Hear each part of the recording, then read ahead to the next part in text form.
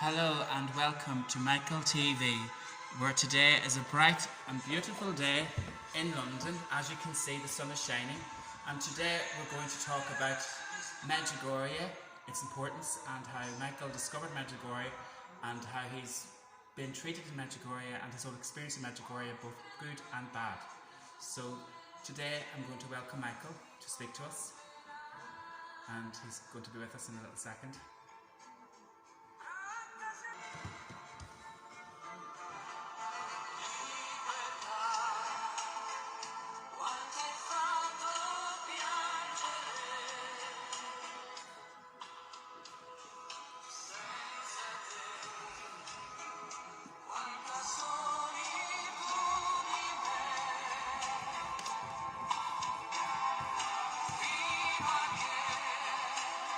Hello, Seamus, and thank you for welcoming me. Thank you, Michael, for coming.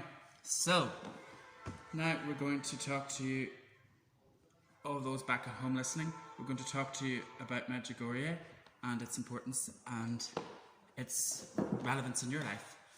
So, how did you first find out about Medjugorje, Michael, or what was your first experience, if you could enlighten us? I guess, Seamus, the first time I heard of Medjugorje was when I was probably about 10 or 12 years old. My uncle Thomas had been there. He'd been there with a friend of his, and he came back with all these rosary beads and these pens and I think even these watches or something, and he spoke to us about some young people that were a little bit older than us, but not a whole lot older, who were having these apparitions of Our Lady, and they were all holy, and wasn't it wonderful? And I didn't know what to make of it, Seamus. It seems interesting, and yet I was thinking, well, if I was having an apparition of Our Lady, I might be holy too, but is holiness and prayer and all this type of stuff just reserved for them? I don't know. And then, to elaborate further, when did you first go to Medjugorje? What was your calling, or what was your experience of being called there? Or could you elaborate on that? Because a lot of people that go there feel a calling. Yeah, Seamus. Well, I'm sure some of the listeners already are viewers at this stage and know some of my testimony. Mine is a little bit different, you see. I had an experience of Our Lady myself many years before ever going to Medjugorje.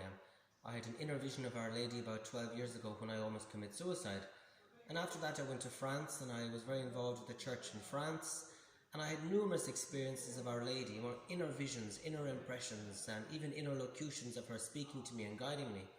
So I suppose for me, places like Medjugorje, places like Fatima, these type of places, while they were of interest, in a way they were kind of no interest, because I discovered very early on in my own journey with Jesus and Our Lady that we find them in our hearts, we find them in our prayer lives. And so for me, I didn't have to go to Medjugorje, if you like, to find Our Lady. I had to go to prayer, I had to go to Jesus, I had to go to church. Excuse me, I'm having a coffee. Anyway, so all that aside, I think I was maybe 10 years into my conversion, and I was back in Ireland actually, and a number of people were talking about Medjugorje and a trip to Medjugorje. And to be honest with you, Seamus, I've never really liked crowds, and the heat, etc. wouldn't be my favourite thing, even though I've lived in a lot of hot countries. So I had no real interest in going, but I've come to learn over the years, when life with Jesus, is that your own will or your own interests always have to be put aside. And so I'd often say, well, Jesus, my own thoughts are, I don't really want to go, the heat would be too much, the crowds would perhaps be too much. However, maybe you want me to go, and if you do, well, you're going to have to come up with £600 or something, or €600, because it's not exactly cheap. And so as circumstances would have it, there was a priest who was supposed to go that wasn't able to go, and one of my prayer friends whom I'd prayed with basically had a certain healing and offered me his place. And so, Seamus, that was my first time going to Medjugorje, and I guess that was about, I suppose it was about 4 years ago now. Yeah, and because of you already have a deep prayer life by what you've said, but what is the essence of Medjugorje? What's its charism, if you can elaborate that, and how does someone like you get the best out of that place or pilgrimage? Yeah, thanks, Seamus.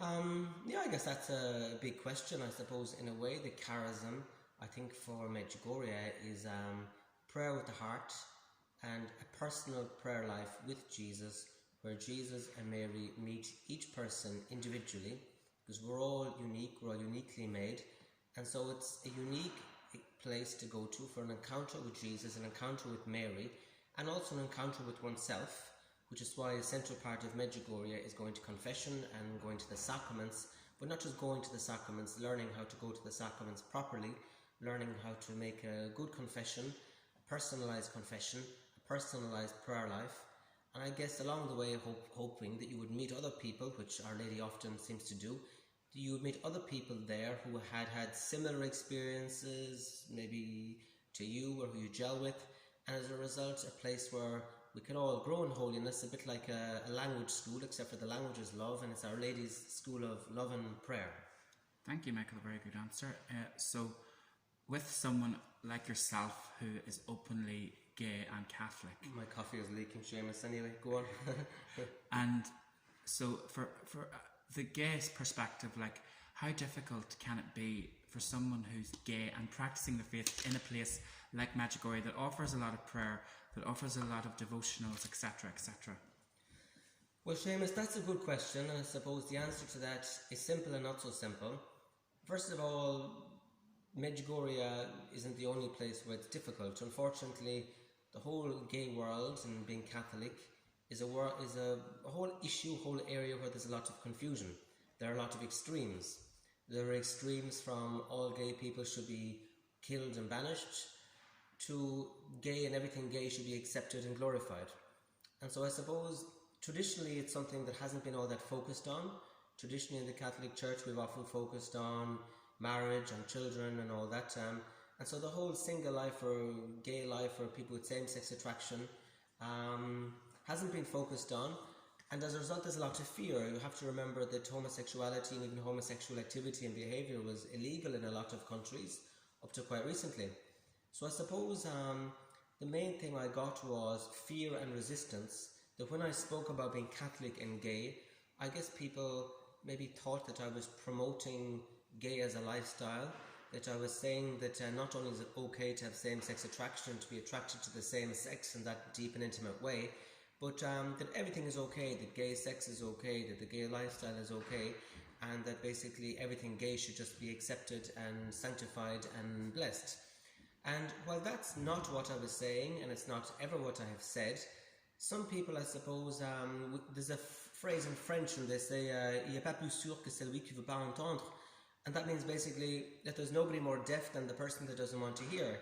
And unfortunately there's a lot of that, there's a lot of fear, there's a lot of prejudice, and so I guess when I arrived in Medjugorje at the start, I was conscious of that, I was conscious of the fear of that, and it brought me a certain amount of anxiety and a certain amount of fear and a certain amount of apprehension. And what did that feel like? What was your experience in Medjugorje of experiencing from a gay point of view? What did it feel like? What was the emotions? What was the treatment of people, pilgrims alike, feel like? Well, Seamus, I suppose a lot of people, to be honest with you, were very nice. I was on a pilgrimage group and a lot of people were very nice. It's more people don't understand, and I suppose they don't quite know what to say. And a lot of people, of course, think that with prayer maybe you can be healed and you can turn straight. Some other people think you should just go and be a priest and never ever talk about it. Other people are afraid and they don't know what to say, and they're probably hoping that they won't end up sharing a room with you, if you know what I mean. And so yeah, you're just kind of aware that it's like walking around with a big mark on your face. You're aware that people are talking about you, you're aware that people are gossiping about you. At the same time, you're aware that some of them are also trying to help you.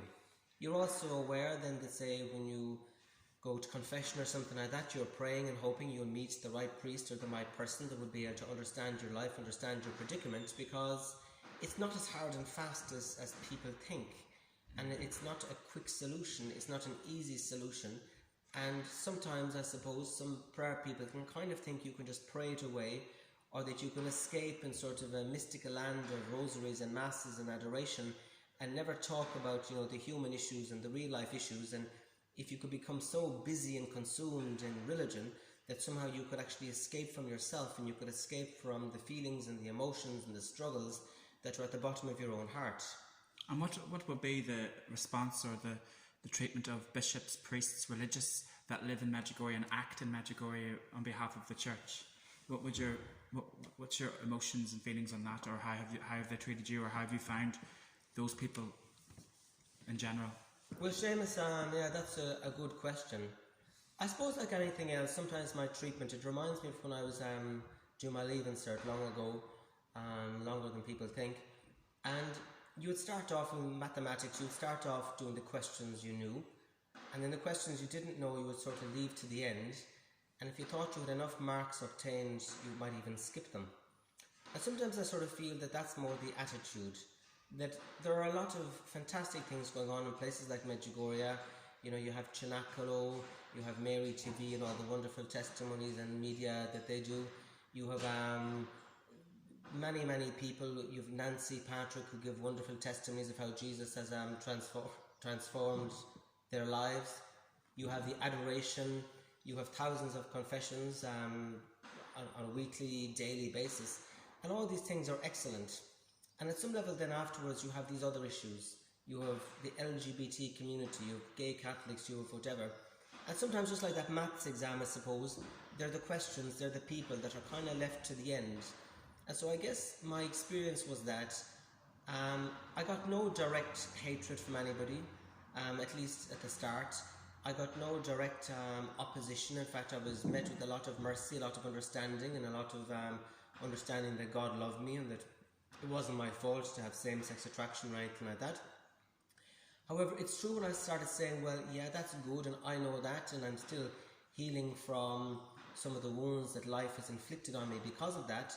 But I said, this message needs to go out there to the gay community, because there are a lot of gay people who actually don't know that. And as simple and all as it is, that God loves you and it's not your fault and you don't have to be perfect or have to even change for that matter. But there are a lot of people that don't know that simple truth.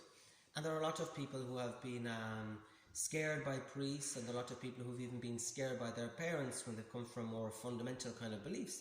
And so when I spoke about saying, well, yes, it's good and thanks for your acceptance, but at the same time Our Lady is calling for apostles of love to go out there and, using her words, to bring love to people who haven't yet experienced the love of Jesus, who haven't yet experienced this mystical inner love.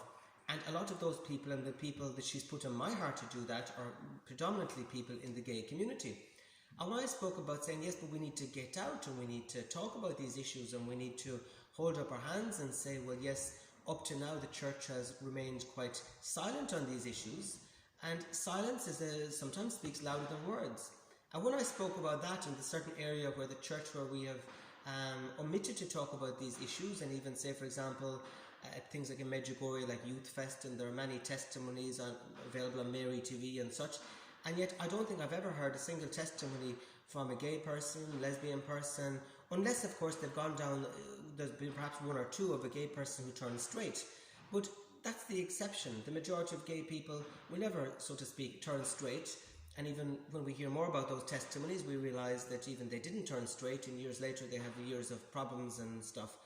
And so my message was sort of, well, like, okay, we need to talk about this, we need to open it up. There are lots and lots and lots of gay Catholics, of lesbian Catholics, of even transgender Catholics, of people struggling, of people not knowing who or what they are. And when I spoke like that, then I started getting an awful lot of resistance. And then I guess people thought, including priests, that I was trying to attack them, attack Medjugorje, and even attack the church. And so as a result, it made Medjugorje for me a dangerous place. It made it an unsafe place. And in some ways, it made it a place where I felt very abused on an emotional level, on a physical level, or on a spiritual level. Physically, no, thank God.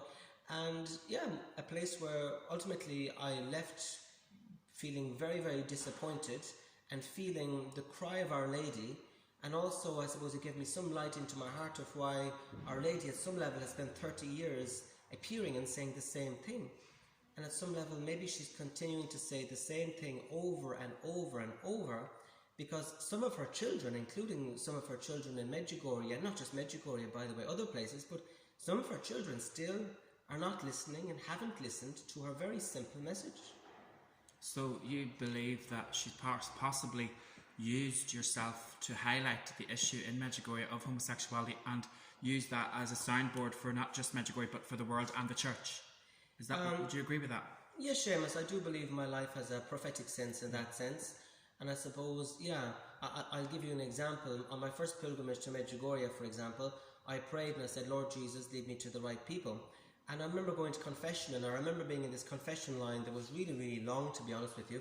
And I was debating whether or not I'd go to confession in French, because I speak French also. And yet I felt Our Lady say, no, stay in this queue. So eventually I got to the priest, and and there was a nice priest there, and I spoke about my life and the struggles, and basically the forgiveness. And for me, it's often been forgiving people who don't understand me, forgiving people who judge me, forgiving people who think I'm crazy, forgiving people who think I'm trying to destroy the church or trying to even seduce them or something, I don't know. And a lot of people can have a lot of paranoias, unfortunately. And the priest opened up to me and he said, well, Michael, I'm gay too. And to be honest with you, I was quite surprised that he said it, because usually priests don't. He's not a priest that works in Medjugorje. He was a visiting priest from Ireland. At the same time, I got a massive healing from the fact that he was vulnerable, and he spoke to me of his terrible struggle in the priesthood too, and of how difficult his life has been. And after years and years and years of counselling and therapy, it's only now, he said, that he could say that.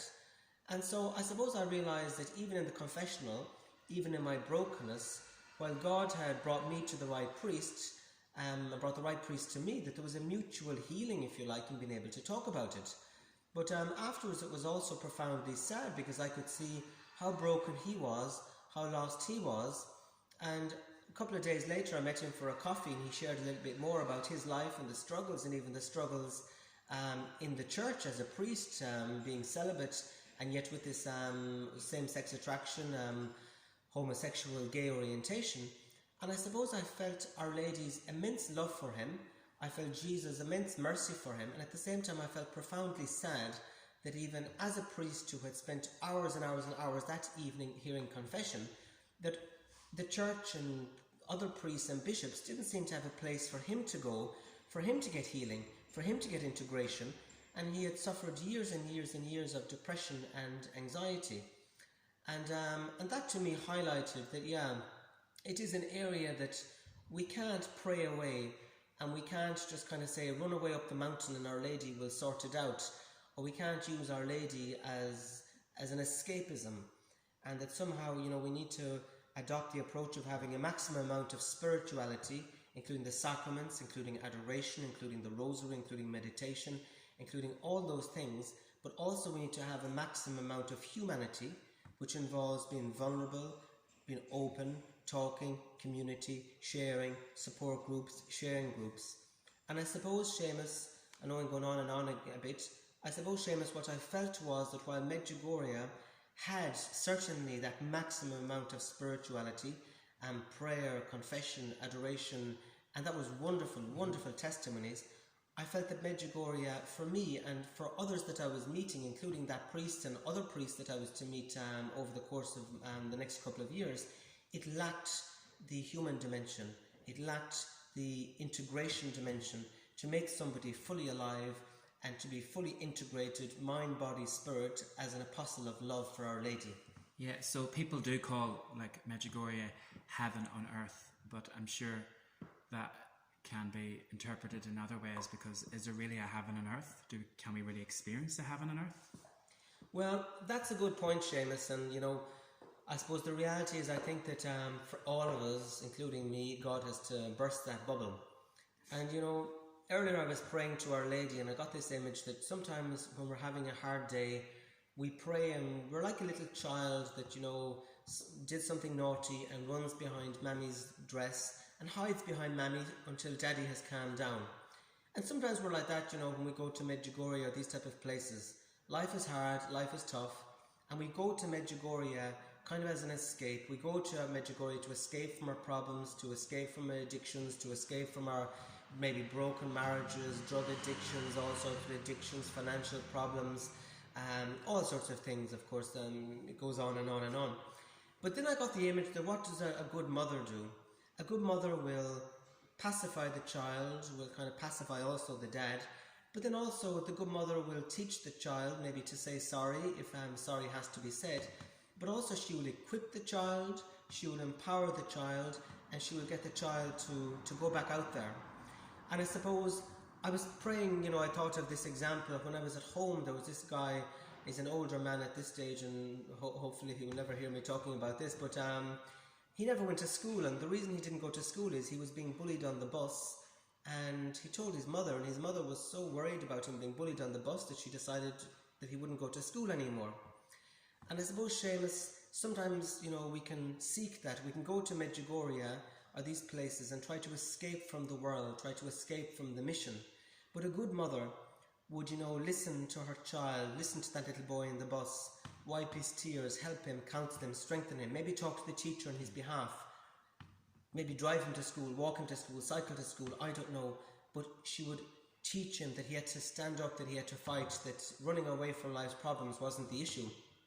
And I suppose, on that note, Seamus, Medjugorje is where heaven meets hell. Medjugorje is a place where there are spiritual battles.